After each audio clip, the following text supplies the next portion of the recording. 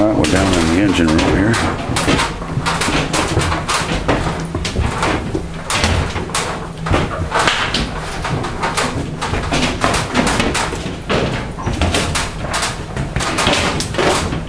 Okay, let's see if we can all get over here on the left. We can talk and see the same thing.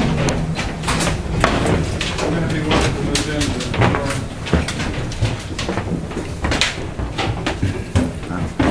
When you go up to the bridge, you're going to see equipment like this. This is how you control the movement of the ship. So this wheel controls the rudder. It's about a 340 square foot rudder, and you can steer the ship with a rudder. This is what's called an engine order telegraph. And this is how you signal the engine room what you want done. Now you can actually turn the ship on its own hull if you counter-rotate the propellers. So you can do this. But generally most operations you have all four propellers doing the same thing. What will happen are two types of orders. If you're doing resupply or replenishment or refueling, you'll steam in parallel to ships. You'll be two or three of you in parallel. And you'll get specific RPMs on the propellers, because you have to stay exactly where you are for 30, 40 minutes. And that's a very difficult job. But most of the time you get general orders, which means that a bell will ring and this pointer will point at something. It says, I want you to do something. So let's say it pointed at 2/3. What would that mean? It says, I want you to go 10 knots. A knot is 1.1 miles an hour. So I look up here at this chart and I see at 10 knots I need 76 RPMs on the propellers. And so each RPM rate on the propeller has a speed associated with that. This area here is different. This is one of the turbine stations that controls the propeller. You saw in that chart upstairs. In this room there are two turbine stations, but this one is main control. So a friend of mine was engineering officer. He'd stand about there. His name was Wayne Sullins when I was on the ship. And Wayne is responsible for that whole V section you saw upstairs. So he's got to be instrumented to be able to see everything. So you got boiler temperature, boiler pressure, inches of mercury in the boiler, salinity of the water, mineral content of the water, oil pressure, all of this stuff is here. You can see all of it at the same time. If you had a problem, one of these red lights would come on, the siren would go off, and you'd have to fix it. It takes 9 guys to man this engine room, it takes 24 to man that whole B space. And it's manned continually when you're out at sea. Let's talk about how this works. Basically, I take water out of the ocean, and then I purify the water. So I take all the minerals, all the salt out, all the air out of it, until I got pure water. I pump it in the boilers, heat it up, 850 degrees, 600 psi. I force it through these valves. If I want to go forward, I use this valve. If I want to go backwards, I use this valve. So that turbine will run either way.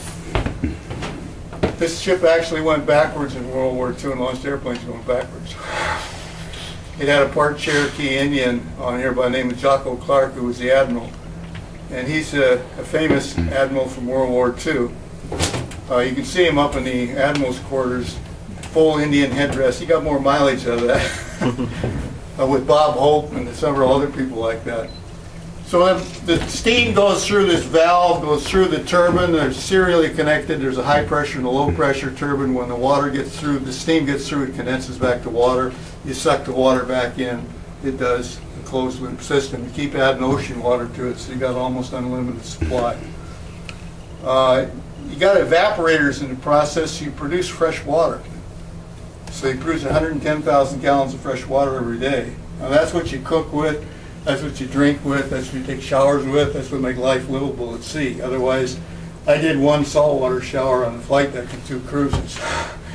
And I wouldn't recommend it to anybody. It's not all that much fun. People ask us a lot of questions about this ship. One of the questions they ask us is, what about moving the ship under its own power? Now, if you come here on the 3rd Saturday of the month, we do living ship days. So we run aircraft, we move elevators, we run the radar. We've got a lot of stuff working. In the last 12 years, we worked on the ship. So what would it take to get this ship to move under its own power? Because that'd be really cool, right? I mean, we all would like to do that. Well, the first problem is this was retired in 1970, and it was used for spare parts. And so parts are missing. So let's say we got Bill Gates kind of money. All right, we fixed the first problem.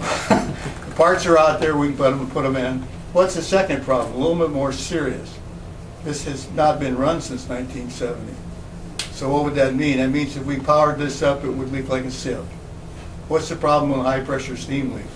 Well, it can kill you. They're invisible.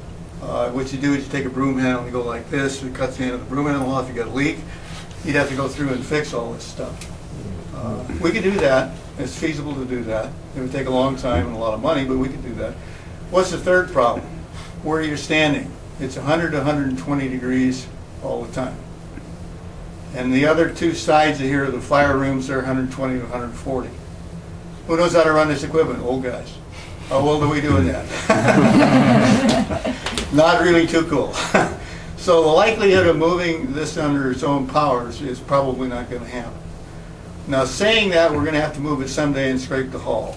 We've got a cathodic system on the hull, so we're electrically neutralized with water, so we're doing as much as we can. But eventually, the last time we towed it from Bremerton to Long Beach, $115,000 for the tow.